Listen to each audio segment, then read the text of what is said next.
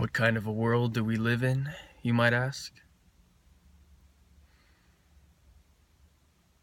Most people would say we live in a free country. Ultimately, a country is an illusion in the first place. They are simply the earth. Countries are a human conception. They are a product of the human mind. They are not real. The original formation of America was the closest thing to a real country that we ever had.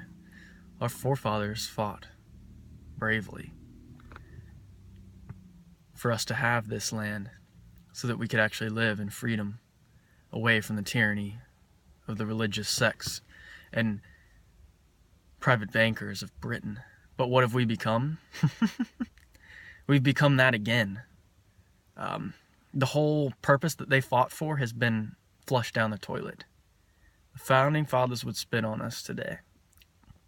So are we a free country anymore? No. Hell no. And in the world today, there's not even really any privacy. I have certain spiritual practices I like to do a little bit every day when I can, just for personal growth. I feel like among all the people I know, there are only 2 or 3 that I know that are on a spiritual path of any kind, trying to evolve themselves in some way that they can. Most people can't even conceive of that idea because they're unevolved people. They're sheep. They're dumb. The masses are stupid. Why do you think we're in this situation that we're in? A lot of people want to blame it on the politicians that are in power, people giving the orders, but ultimately it comes down to the followers. All we have to do is say no. Fuck you guys, you know? We don't want to do what you are telling us to do because it's not right. It's that magic word, the word no. Learn to tell people no. People just don't get it. When I told somebody this morning, I won't mention who, that, politics don't solve anything. It's just a power struggle. And he just said, well, that's the way it is. Why is it that way? It's because we let it be that way, by our own consent. Then I went to the woods this morning because I wanted to meditate and do my spiritual practices, and this is the only place in all of my little town that has any form of privacy. Can't really even do it at home because I'm never home alone for the most part.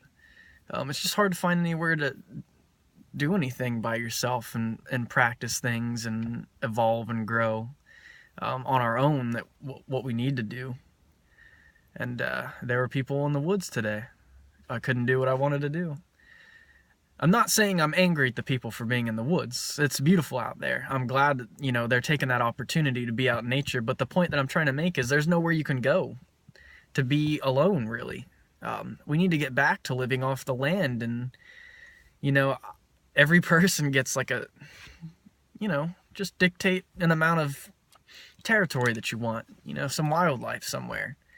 Live off the land, but that whole opportunity to live in that fashion has been stolen from us by the corporations and everybody that's raping the land of its resources. It's all being stolen from us. I guess that's just the main point I want to make today. It's not a free world. If you believe that, you're a fool. If you believe that, this is how things are, like this is the way things should be, you're mentally sick. You're sick in the head. You need help. Not trying to be super polarized, because most people are polarized. Everyone is to an extent. I am as well, of course. Polarization is it's the very fabric of our reality. Everything is in polarities, in and out, up, down, etc.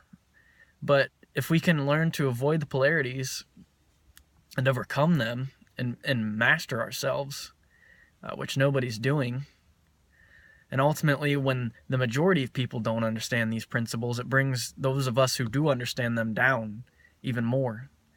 We're all creating our own collective experience through our individual thoughts, emotions, and the actions that we put out into the world. And when the thoughts, emotions, and actions of most people are off, guess what kind of world that creates?